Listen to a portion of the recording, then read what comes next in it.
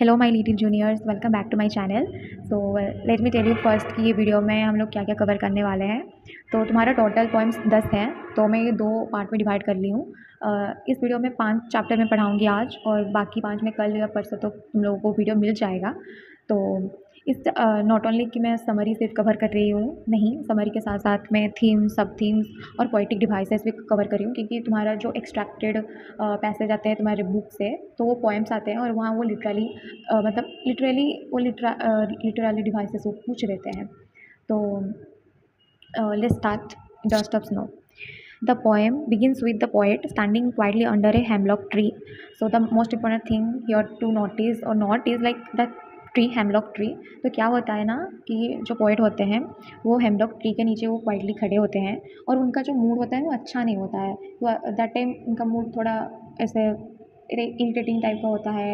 उनको वो थोड़ा लो फील कर रहे होते हैं, सैड, इमोशनली वो डिस्टर्ब फील कर रहे थे। तो वो ही seems lost in negative thoughts. तो वो मतलब उनका माइंड वो नेगेटिव थॉट्स में वो खोए हुए थे, possibly thinking about his problem and regrets. Obviously सब अपने, जब हम अपने रिग्रेट्स एंड प्रॉब्लम्स के बारे में थिंक करते हैं तो ऑब्वियसली हम नेगेटिव थिंक ही करते हैं। तो क्या होता है तब तक वो पेड़ के नीचे खड़े होकर ये सब सोच रहे थे। तब क्या हुआ, suddenly a crow sitting on the branch of the tree moves his body as it shakes the branch. Small pieces of snow fall from the tree onto the poet. The snow falls gently on him like dust. तो इसमें क्या बोला है कि जब वो नीचे hemlock tree के नीचे खड़े थे, तब एक क्रो आया, वो हेमलॉक ट्री के ऊपर बैठा। जब बैठा तो वो ब्रांच थोड़ा सेक हुआ, तो वहाँ जो स्नो था, तो वो स्नो पार्टिकल्स कुछ आके पोएट के ऊपर गिरा। एंड ही फेल्ट लाइक वो डस्ट, लाइक मतलब वो स्मूथली इतना जेंटली आके फॉल किया उनके ऊपर, जैसा वो फील हुआ कि वो डस्ट है। This is a very small and ordinary moment, nothing dramatic happens, but this small natural incident creates a big emotional change inside the poet. इसमें कोई ड्रामेटिक सीन नहीं है कि हाँ कुछ हो गया है, मतलब ऐसा कुछ ड्रामेटिक सीन बनाया नहीं गया है। नॉर्मल बोलेंगे कि इसमें कोई ऑर्डिनरी सीन नहीं है, नॉर्मल सीन था। तो फिर क्या होता है ना, वो बोले this small natural incident create a big emotional change inside the poem. But यहाँ इतना कुछ ड्रामेटिक नहीं हुआ, बट ये लाइन इंपॉर्टेंट है कि जब वो गिरा तो ऑब्वियसली वो नेचुरल था। कोई ह्यूमन नहीं तो खुद पोइट जाके वो नहीं किए थे, वो नहीं अपने ऊपर वो स्नो नहीं गिराए थे, वो नेचुरल था। तो वो बोले कि एक नेचुरल इंसिडेंट कितना बिग इम्पैक्ट ला पा रहा है उनकी इमोशंस में, वो बता रहे हैं। The poet immediately feels refreshed and his sadness disappeared, his mind becomes lighter and calmer, the negative thoughts that were disturbing him vanished. तो धीरे धीरे ये सब उनके साथ हुआ। Here I realized that even a small moment of nature has the power to heal human emotion. तो फिर वो सोचे कि nature like then he realize the power of nature, कि एक स्मॉल इम्पैक्ट, एक स्मॉल इंसिडेंट के वजह से जो वो इतना नेगेटिव थॉट्स उनको आ रहा था, इतना नेगेटिव वो थिंक कर रहे थे, सडनली उनका लाइक मतलब वो हील होने लगा, वो इमोशन, वो सैडनेस धीरे धीरे हील होने लगा। Something as simple as falling snow can completely transfer a person's mood. At the end, the poet says this moment has saved part of his day that has already wasted in sadness and negativity. This shows that nature has emotional healing power, and small positive moments can change our perspective. तो ऐसे वो उनका ये मतलब sadness में emotionally उनका आधा दिन तो वेस्ट हो गया था। वो पूरा दिन ही ये सब सोचने में वेस्ट कर देते, बट नेचर का एक स्मॉल इंसिडेंट एंड इम्पैक्ट उनका पूरा दिन वेस्ट होने से बचा दिया। तो ये वो बोल रहे हैं कि यहाँ ना पावर ऑफ नेचर, कि एक स्मॉल इंसिडेंट भी हमारे दिमाग को कैसे हील कर सकता है, कैसे चेंज कर सकता है। ठीक है, then it's move to the poem का हम थीम जानते हैं। इसका मेन थीम है the power of small movements. जो स्मॉल मूवमेंट, देखो ये जो स्मॉल मूवमेंट हुआ, इसमें कुछ ऑर्डिनरी एक्स्ट्रा ऑर्डिनरी कुछ भी नहीं था, बट एक स्मॉल मूवमेंट कैसे पूरा दिन, द पोएट को पूरा दिन वेस्ट होने से बचा लिया। और सब थीम से nature can heal human emotion, कहीं ना कहीं हम फील किए हैं, करते आ रहे हैं, लाइक किए होंगे, कुछ आप लोग भी किए होंगे कि नेचर हमें हील करता है। Even negative things can bring positive change. यहाँ नेगेटिव थिंग्स क्या बोला गया है मैं बाद में बताती हूँ। Don't ignore small happiness, like don't ignore guys, कि जिस मोमेंट में you are feeling happy, live the moment. Don't like कि जस्ट लाइक पीसफुली उसे एन्जॉय करो विदाउट एनी रश। तो let me tell you poetic devices. Now let me tell you the poetic devices. Poetic devices, alliteration. Alliteration में क्या है, has given my heart, repetition of h sound. So let me tell you, alliteration और repetition में फ़र्क क्या है. तो as you can see, repetition is what is repetition? Repetition is a repeating of the same word, phrase or idea. और alliteration क्या है? Alliteration the repetition of the same consonant sound at the beginning of near by words. Repetition में word repeat होता है, alliteration में वो consonant का sound repeat होता है. तो यहाँ मैं तुम लोगों को एग्जाम्पल भी दे दी हूँ, तो तुम लोग थोड़ा देख लेना. फिर इमेजिनरी, तो जहाँ हम इमेजिन करते हैं, dust of snow creates visual image, जहाँ हम इमेजिन कर सकते हैं. तो फिर उसके बाद होते हैं सिम्बलिज्म, जहाँ क्रो को हम बोला जाता है, क्रो को हम यूजुअली बोलते हैं कि वो नेगेटिविटी है, वो सैडनेस का सिंबल. ये हमारे लाइक भगवान ने जब क्रो को बनाया तो भगवान बोले नहीं थे कि ये नेगेटिव का साइन है या सैडनेस का कुछ है. हम ह्यूमंस इसे वैसा बना दिए कि क्रो का मतलब, क्रो हम अगर कहीं भी देखते हैं, क्रो को हम देखते ही मानते थे कि नेगेटिव साइन है, सैडनेस का हो. तो वही सिम्बलिज्म यहाँ बताया गया है. और यहाँ जो मैं बोली थी, even negative things can bring positive change, वही यहाँ हम हेमलॉक ट्री और क्रो को नेगेटिव मानते हैं, बट वही दो नेगेटिव चीज़ें कैसे पॉजिटिव चेंज में हैपन हुए, वही बताया गया है. और स्नो को यहाँ पीस और चेंज के हिसाब से बताया गया है. और इसका राइम स्कीम है A B. So exam tip के लिए याद रख लो, crow and hemlock tree are negative symbols but they bring positive change, this creates contrast. ठीक है, तो इतना तुम्हें समझ आ गया. तो फिर next come to the next point, fire and ice. तो इस पॉइंट में क्या बताया गया, the point discuss the possible end of the world, कि वर्ल्ड कैसे एंड हो सकता है. तो यहाँ वो दो डिफरेंट ओपिनियंस के बारे में बोले हैं, जो लाइक यूजुअली लोगों में वो दो इमोशन होते हैं, एक होता है फायर एंड एक होता है आइस. तो सम पीपल बिलीव कि ये दुनिया फायर के वजह से ख़त्म हो सकता है, एंड सम पीपल बिलीव कि ये आइस के वजह से ख़त्म हो सकता है. यहाँ point actually fire and ice के बारे में नहीं बात करें. यहाँ वो he is using them as symbol of human emotion. Fire represents dangerous emotions like desire, greed, anger and uncontrol passion. और these emotion make people selfish and destructive. We know that the power of anger, greed, ये क्या क्या destruction ला सकता है दुनिया में. We all are well aware of it. फिर आता है आइस. आइस को रिप्रेजेंट किया गया है cold emotion like hatred, lack of empathy, cruelty, ये सब में मतलब उसको सिम्बलाइज किया गया है. These emotions destroy relationships and humanity slowly. तो पोइट यहाँ बोले हैं, he has experience desire and knows how destructive it can be. Poet को पता है कि फायर और आइस कितने डिस्ट्रक्टिव हैं और ये दुनिया को कैसे ख़त्म भी कर सकते हैं, वो उनको अच्छे से पता है. So he believes fire is capable of ending the world. However, he also says the hatred is usually powerful. Ice, which represent hatred, can also destroy everything.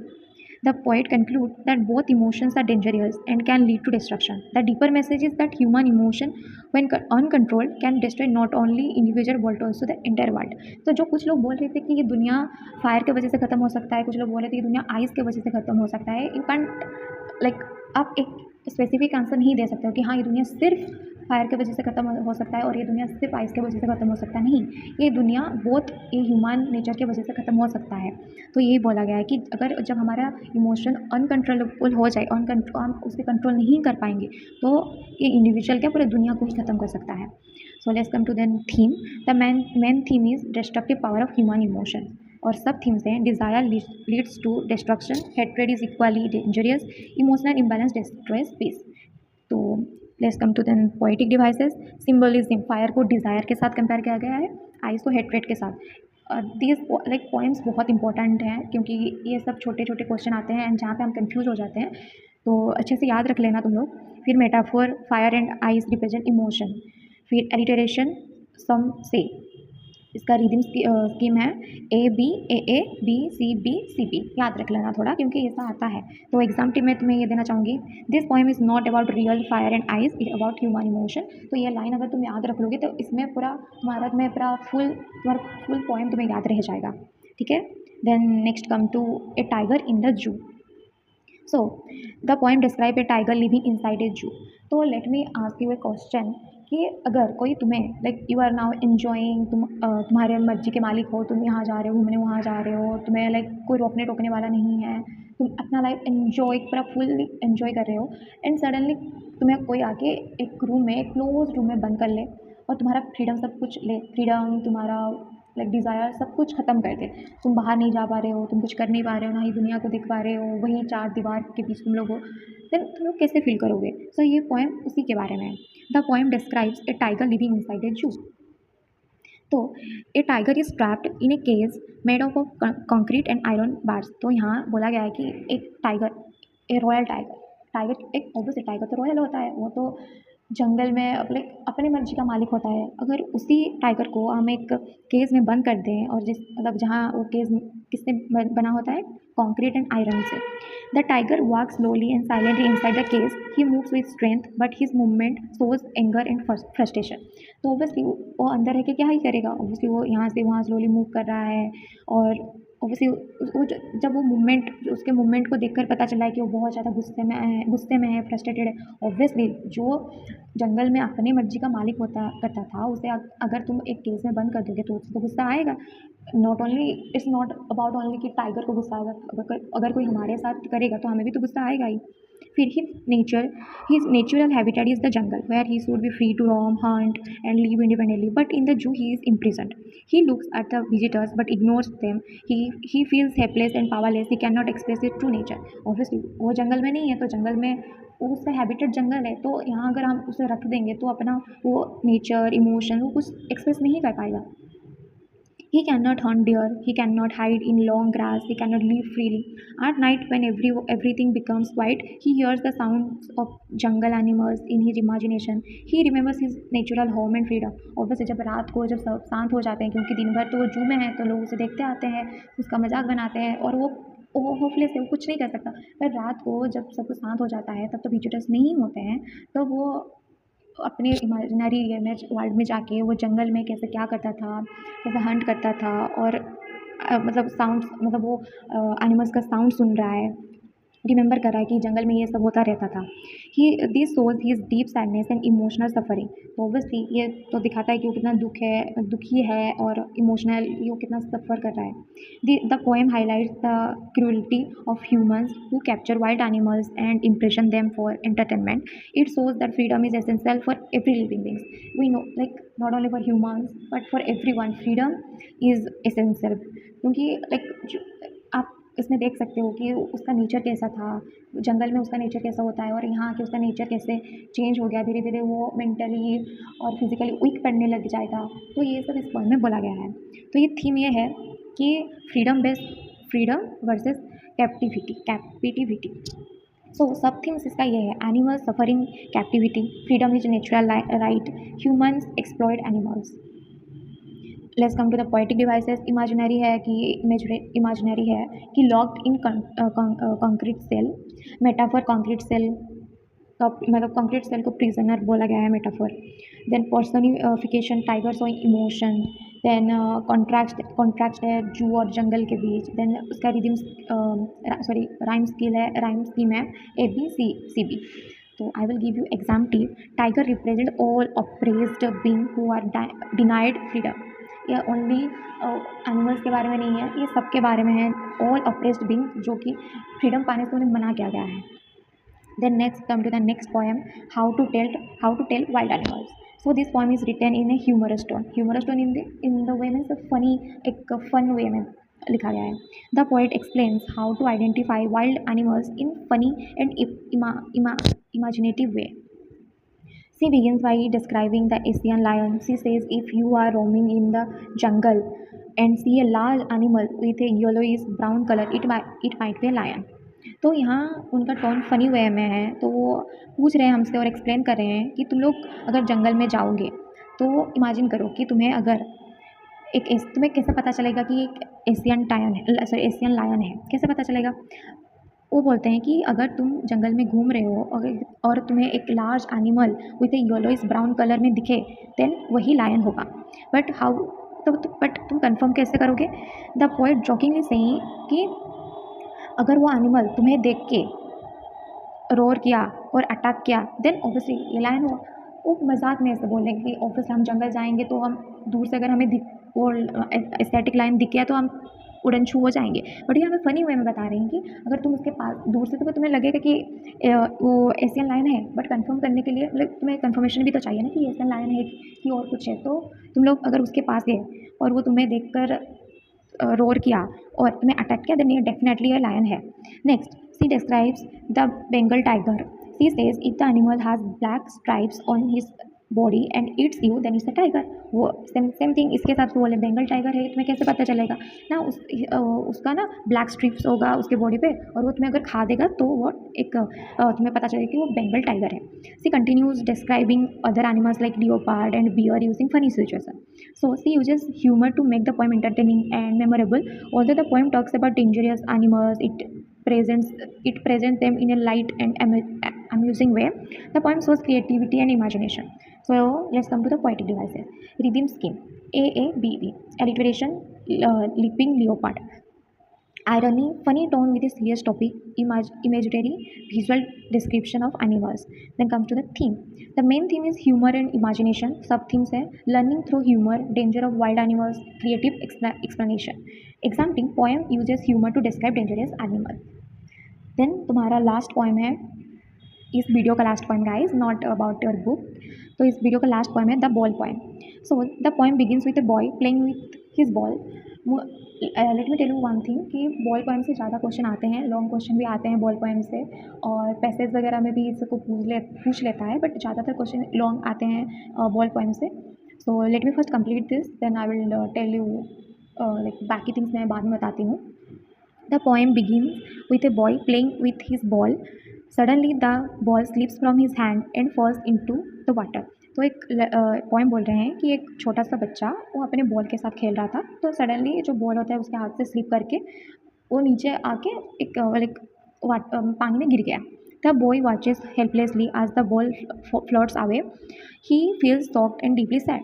तो पानी में जब आके वो बॉल गिरा तो वो बह गया पानी के साथ साथ, और वो बच्चा हेल्पलेस था, वो कुछ कर भी नहीं पाया, वो वहीं पे खड़ा होके शॉक होके वो देख रहा है और उसे बहुत बुरा लग रहा है।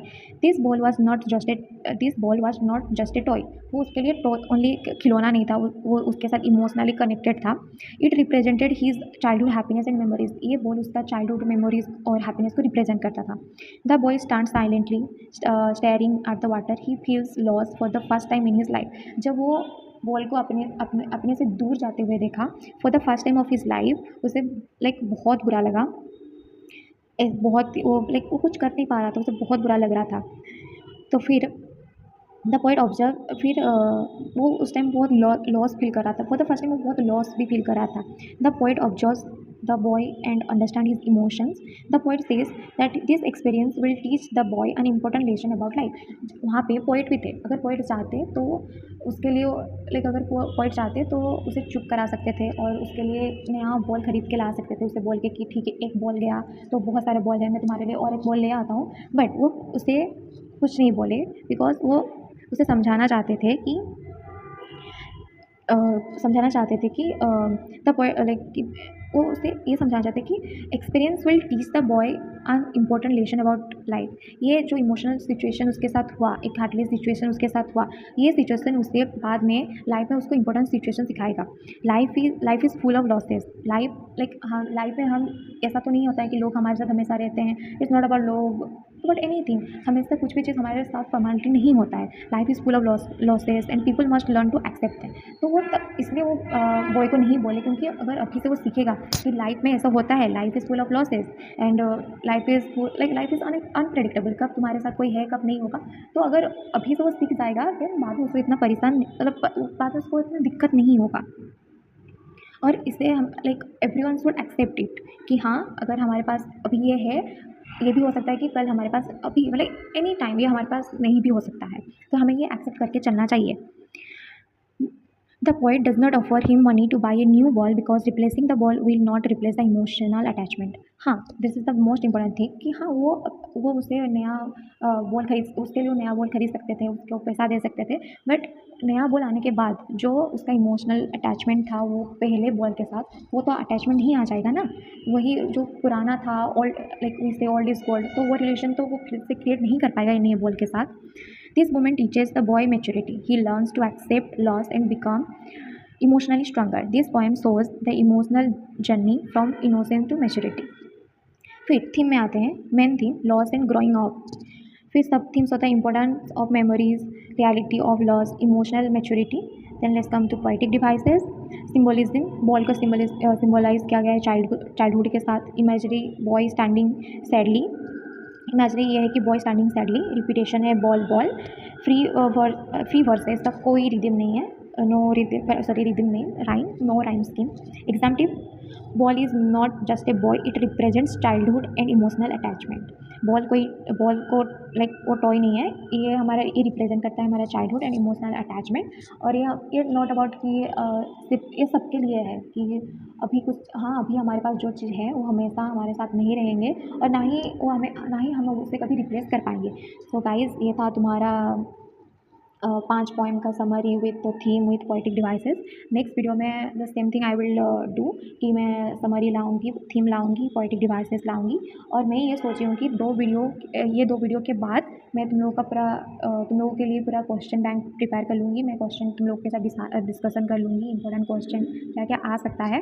तो कल पार्ट 2 आ जाएगा। Then I will try my best कि नेक्स्ट ही मैं तुम लोगों को मोस्ट एक्सपेक्टेड क्वेश्चन दे दूँ जो कि आता है, क्योंकि इंग्लिश में you can predict some question. तो मैं मेरे टाइम में भी प्रेडिक्ट की थी तो वही क्वेश्चन आए थे। तो I will predict this time also कि ये सब क्वेश्चन आ सकते हैं and I am damn sure कि बॉल पोएम से एक ना एक क्वेश्चन आएगा ज़रूर। सो मैं नेक्स्ट वीडियो में तुम लोगों को नेक्स्ट वीडियो में तुम्हारा पार्ट 2 आएगा। देन उसके अगले वीडियो में तुम लोगों के लिए मैं क्वेश्चन ले आऊँगी। एंड ज़्यादा से ज़्यादा इस वीडियो में मैं 17 या 18 स्लाइड्स यूज की हूँ। एग्ज़ाम से पहले तुम अगर ये स्लाइड्स भी देख लोगे ना, दिस मोर देन एनफ, क्योंकि इसमें सब कुछ है। इसमें तुम लोग इजीली सब कुछ कवर कर सकते हो। तुम्हें थीम याद रख लेना है, पोएटिक डिवाइसेस याद रख लेना है, और मैं तो पूरा डिटेल समरी भी बता दी हूँ। तो इजीली तुम लोग इजीली इसको आसानी से याद रख सकते हो। सो ज़्यादा टाइम वेस्ट मत करो, बहुत कम टाइम है तुम्हारे पास अभी। तो ओके, जल्दी से तुम लोग पढ़ाई अपना स्टार्ट कर दो इंग्लिश के लिए। All the best my dear juniors.